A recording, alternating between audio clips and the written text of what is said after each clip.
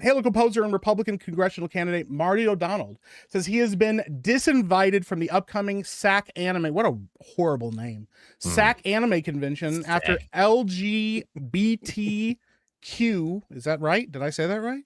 Yeah. LGBTQ plus staff members reportedly objected to his appearance over his political comments that were previously portrayed by a Kamala Harris-aligned social media account as calling for the persecution of LGBTQ plus people.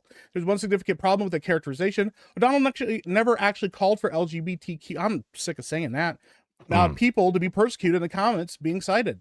They're making it a word now. They call it LGBT. I'm not saying that either. That sounds like French. Yeah, it's gay. Marty O'Donnell said, "I'm very disappointed SAC Anime has disinvited me from a Halo 25 reunion.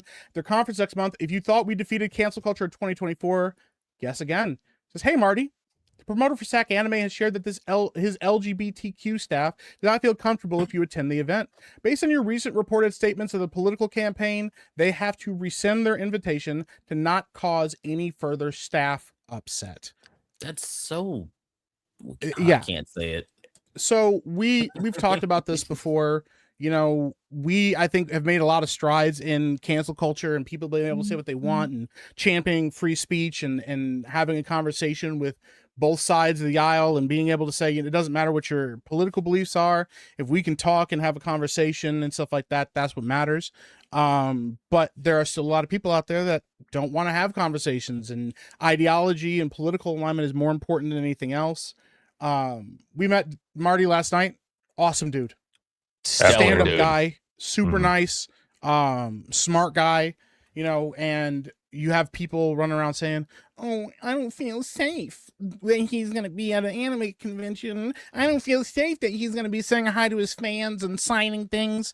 And we talked about the fact that like this whole "I don't feel safe" thing that's kind of what they used in the beginning to get people canceled. It doesn't really fly anymore, because safe from what? Yeah. Marty ain't hurting nobody. Ain't nobody getting in. Yeah, he ain't getting in nobody's face. What's he gonna do? He's gonna walk up to you and be like, "Hey, gay," and start being gay. You up. Like what? Like these same people are the people that are standing outside of conventions that Gina Carano's at, screaming at people going into the convention centers because they can't even afford a ticket to get inside, and going, "You shouldn't be here because a person I don't like is here." All five of them outside. Yeah, all five. You know what sucks, dude? Is like there was probably some 14-year-old kid that fell in love with Halo and couldn't wait to get his copy signed, and these people just ruined it for him. Yeah, he's not going to be able to meet Marty. Yeah, they don't care about that kid. They don't care. No, but we talked about this. I mean, I think all of us have played Halo at some point in time. This has been a staple of gaming. It's been a huge part of our childhood and our upbringing for a long time. And one of the things that's unique about Halo is its soundtrack is arguably one of the most iconic soundtracks in all of gaming. Just about anybody knows those opening monk sounds. Even my wife, who hasn't played the games, knows the Halo music like that. She just knows. Yeah. So here we are in another situation where a bunch of people making a bunch of noise, screaming about something, and preventing actual fans from being able to engage with people that they like and care about over some ideological BS, So what do we think about this, panel? Oh man, like I could go on for an hour on this subject, but putting it cleanly, I just don't think that people that are just for the sake of this conversation, the reason I always say the term non-leftist is because the people that this applies to aren't just MAGA hat wearing conservatives, right? Yeah. This applies to everyone normal. Anybody that's slightly right of mouth, right? Like the truth of the matter is that there is a significant, not necessarily in like their numbers at the executive level, yes, but more so is just how loud they are and how intolerant, I'll use their own lingo, they are against people that are right of center. They do not want to share a hobby with you, right? And it doesn't matter what your accomplishments are, because we've seen this time and time again where you can have someone that people love that has accomplished a lot in whatever respective industry that they're in. And then if they start to be a little more vocal about their politics or whatever, and it just happens to be right of center, then you become the worst of the worst, right? It doesn't, your previous accomplishments doesn't matter.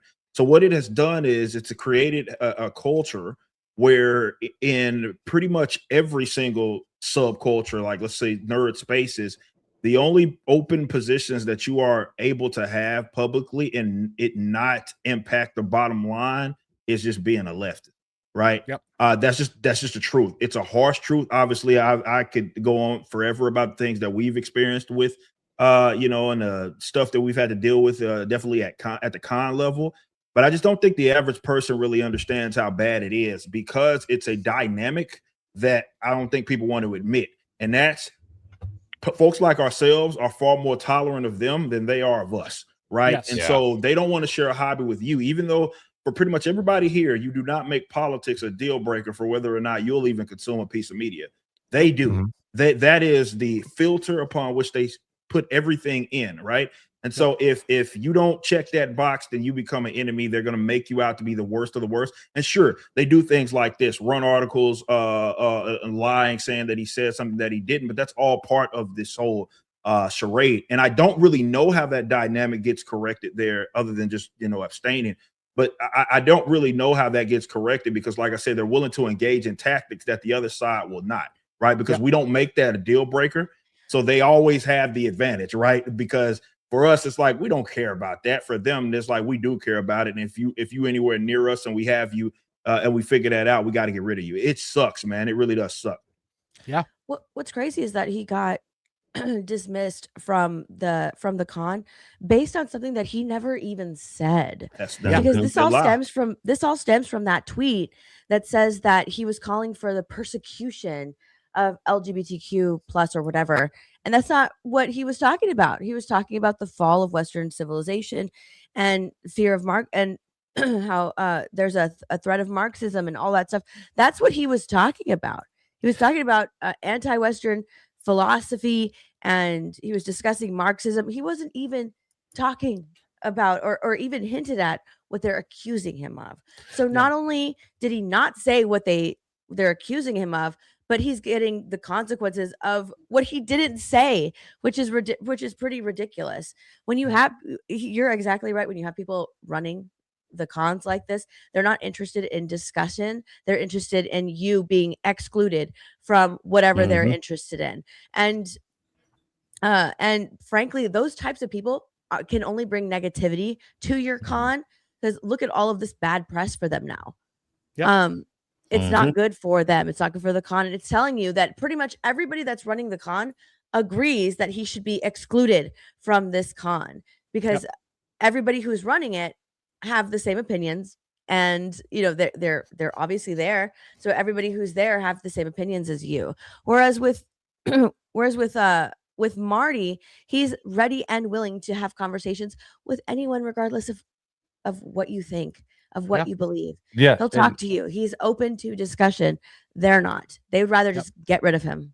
100%. And he made a point of that last night. He was just basically like, hey, it's like, when I go to these conventions, we never talk about politics. We just talk about that's Halo not what you're there for, man. Yeah. And nobody talks about it. If you're that concerned about it, you're a fool, because all these idiots want is capitulation. They want you they want you to either shut up or get in line.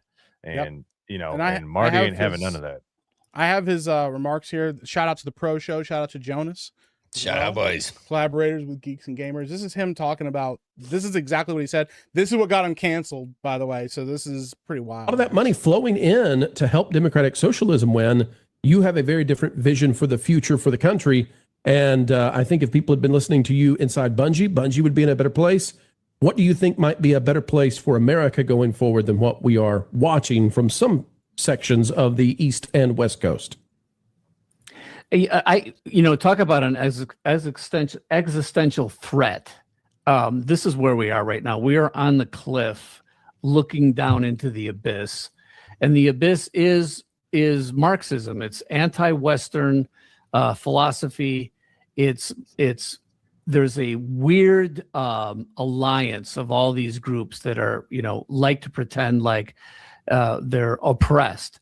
So the LGBTQ plus people, the the Islamists, the Marxists, they're all together now. And he's not wrong. I mean, you can see this. Only a socialist future free from the exploitation and domination of capitalism can ensure that LGBTQ plus people are truly safe, supported, and free. Pride is an ongoing struggle. We carry it forward together. That's wild, bro. Hey guys, I'm gonna tell you this right now. Socialism, communism, all that government stuff, they don't care who you're fucking. Because at the end of the day, when they take control of all that stuff, you'll be the first one on the chopping block. Because that's how that always works. The irony, the cruel irony of it is, the first people to get got when that happens are the people that whatever the government in charge is doesn't agree with, and it never stops. They will. I mean, like some of the biggest human atrocities committed by socialist governments. We know it across the board. It doesn't work. It's a danger to society. It's a danger to Western civilization. It's a danger to all civilizations. The ideology of just grabbing people up that constantly live in a victim mentality saying, we'll protect you. They ain't protecting you. They don't give a fuck about you at all. They can scream until the day is long about capitalism. But what have we been talking about from the beginning here? Money talks. Where your money goes and where your dollars go matter, and that's what talks more than anything else. You want to feel validated? Go start a company and say, I only make cake for gay people, and if you make a ton of money, good on you. Capitalism at work. That's America. I bet you won't. You want to know why? Because they've done it already, and guess what? The gay people didn't come and buy your cakes. Yep. It's the conversation of it's always easy to say something online because it's free. That's why you would do it. But when it's time to actually support something or do something against what you believe, you're like, oh, I don't like these people. They will never, ever, ever actually do it. They will never actually do it. Yep. And here's the thing too, Marty working with different people in the industry and stuff, these people do not all share the same ideologies. And we've seen this across the board. We've seen it behind the scenes. I know Ripa can attest to this massively with all the people he's probably come in contact with. We are not like a single echo chamber of people that agree on politics or ideologies or religions or whatever. We're all just people that have common interests and can talk to each other. That's how it's always supposed to have been, is a bunch of different people that go, you know what, I can rock with you. We have similar values or similar attitudes about stuff, and we can work together or talk about stuff and be civil with each other. Even if it's somebody that you don't necessarily go like, I would call this person a friend, you could still go, you know what, I'd still rock with this person. Even if everything about the way that we deal with stuff is different, the discourse is the important part, but discourse ultimately leads to people having common sense and realizing that, like, putting your eggs all in one ideological basket doesn't make any sense, and it doesn't work. What's crazy is like I never knew any of my friends' politics. None of them. Yep. Now people will judge you on whether or not you are allowed to be their friend based on your ideology. What box are you politics. In? That's just wild to me. And here's the crazy part: if we're talking about cons, is everybody there? They might agree on 90% of the same thing. All this politics, all this ideology, it resides in 10% of what you believe and what you like and what you enjoy. Because I have friends that are left leaning, and they're great. I love them. Yeah. We don't agree. We don't agree on who we vote for, but we agree on movies. We agree on shows that we like. We agree. We have a great time together. Yeah. It's been magnified because of social media and people's inability to control themselves, and that they have the extreme left has weaponized this because they realize that they can make themselves seem louder than what they actually are, as we saw in Vancouver when, like you said, 5 or 7 people, they were about the size of like 12 people, but they're just a very, very loud minority, and we need. And the consistent thing that we've seen across these cons is that people that are in our circles and not even, once again, we're not even saying right wingers or conservatives. We're talking like Ripa said, anybody left of Mao, anybody that's just like even like close to center left is also considered an enemy. Like, it's pretty bad when Bill Mayer starts like sounding like, he's got some like sense about stuff, bro. Even he's like, man, it's a little extreme. I don't even know, because I'd like my head be on a chopping block for being wealthy too, you know? But the reality is too, a lot of the people that they're trying to ostracize have audiences that actually spend money at these cons, will actually purchase things and support people. And that's the thing. A lot of these companies are catering to people that don't even have money. They're broke as fuck. They're just loud on the internet because they don't, the reason they're loud on the internet is because they don't have a job. They just sit at home all day screaming on the internet. Didn't even figure out how to monetize that shit. And so now they don't have any money. They can't spend anything and they don't buy product. So they're the ones that these companies are catering to, and you can see it across the board in all states of media. How many of these companies stood on an ideological hill and are now gone?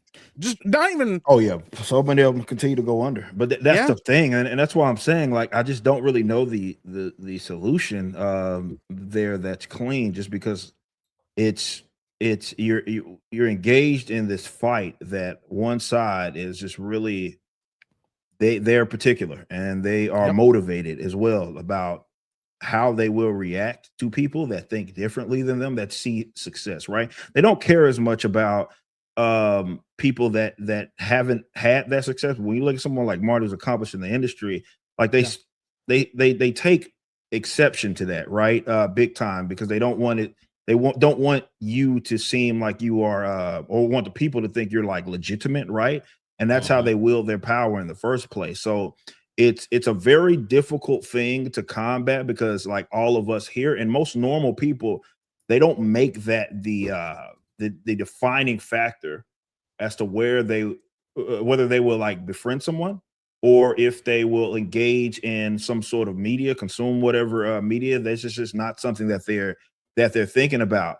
But for them, it's the complete opposite. It's the number one thing that they think about. And as soon as they figure out, this is why, you know, you have people, for example, that are right of center that work in these industries that we like TV, film, Hollywood even, but they have to do so in secrecy. So really what the dynamic is that the people that if you want to be safe and you want to be open about your politics, there's only one side that is allowed to speak about that. That's just how it is. Otherwise, your job is going to come under threat if you're not. And it sucks, but they don't want to share a hobby with you, and they're very, very clear. And then when you look at some of the numbers, I was looking at this for a video the other day.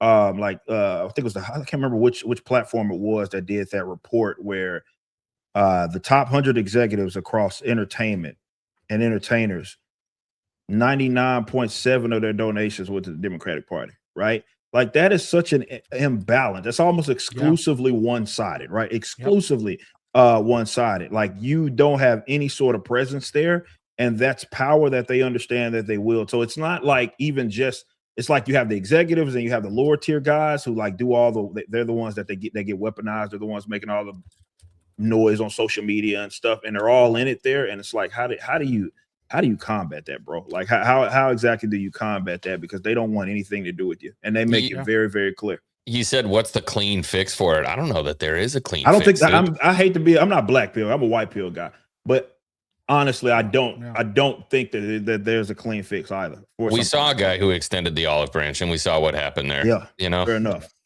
The best thing you can hope for is that these companies go completely bankrupt and see all this stuff they've been selling right in front of them. Because listen, they can cheer all day long about Spider-Man making $1 billion.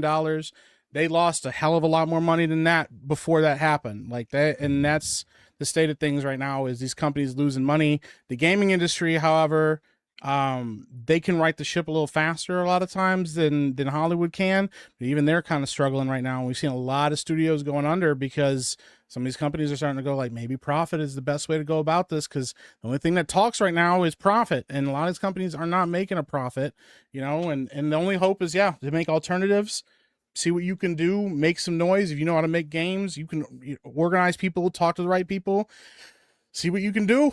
You know, this is the right time to do it, because when these things fall, there's going to be a power vacuum. And the last thing you want is the people that already had an idea of how to make this system work for themselves jump right back into it again, you know? Well, that goes back to the conversation we had earlier where, you know, just got to start creating your own thing pretty much and just stop treating these people as legitimate. That's pretty much all you got to do, because they don't see you as such. Like Ripper was just saying, they don't see you as anything other than lesser than them. Like that's how they see you. And no matter how kind you are or understanding, they will never be that way to you. And just like X-Wing said, you saw what happened to the guy that was like, hey, let's have a conversation. Yep. So at a certain point, you just you're gonna have to see, well, that's just how they're gonna be to me. So there's no way I can try to be nice to them or try to understand them. Just it goes to the Sony thing too. Just stop spending your money, stop treating them like they're special. Just stop. That's all you gotta do. Just stop doing it.